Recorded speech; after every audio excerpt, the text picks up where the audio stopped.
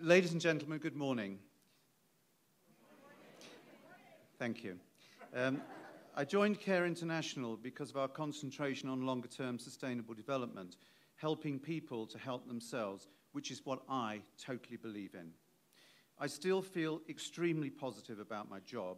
I strongly believe that the vast majority of people in the world do not want handouts, but they do sometimes need some help to rebuild their lives.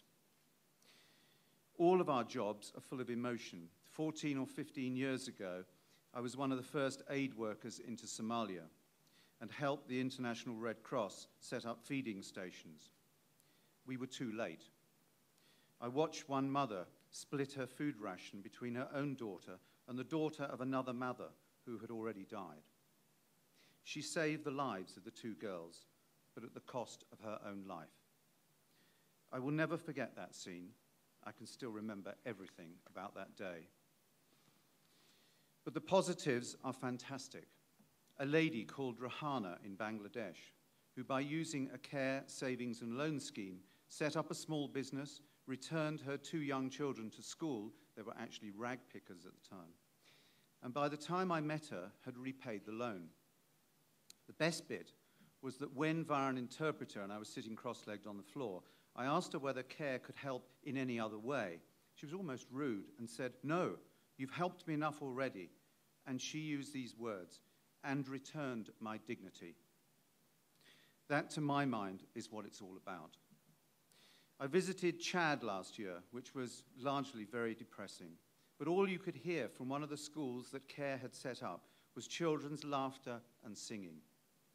And I was staggered by the determination of the communities in the Delta region of Myanmar, communities that with some help from CARE were determined to rebuild their lives after the cyclone.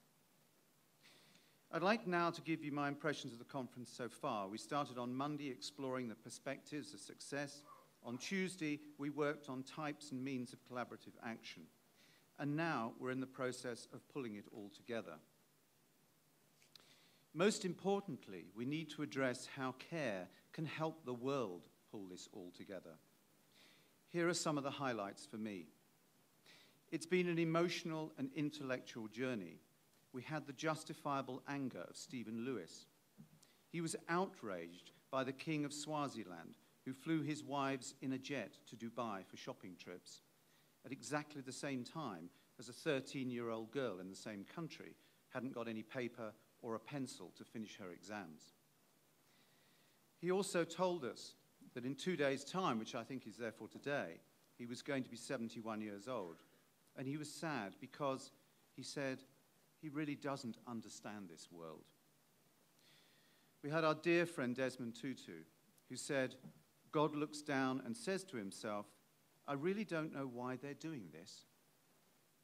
But he also looks down at other times, he went on to say, and sees the good in the world and rubs his hands with glee and says, "Now I know why I made them." We've talked a lot about coordination in many ways over the last few days. We know that we have to coordinate better across sectors. We spent some time talking about honest and equal partnerships with corporate organizations. We know we have to coordinate better within our sector. And also, very importantly, we know, and I've had several conversations that have brought this out, we know that we have to coordinate a lot better within CARE. We've talked about a lot of things.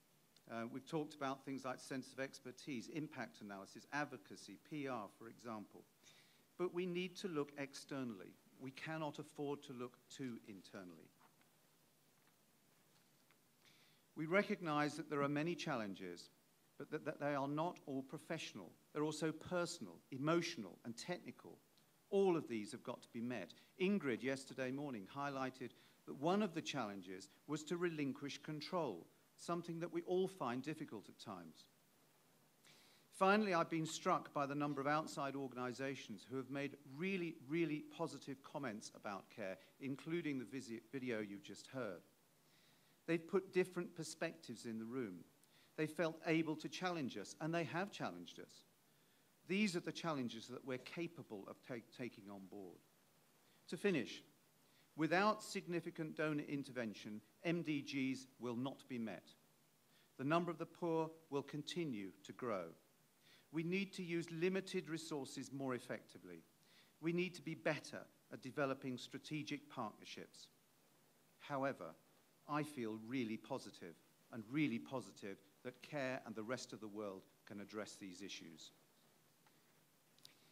I'd like now to introduce John Manley. He's currently senior counsel at one of Canada's major law firms. He was formerly Deputy Prime Minister, Minister of Finance, Minister of Foreign Affairs, and Minister of Industry in the Canadian government. Not all at the same time, I hope, John. In 2007, he was made chair of the independent panel on Canada's future role in Afghanistan, and he also sits on a number of advisory boards, including CARE Canada. John, thank you.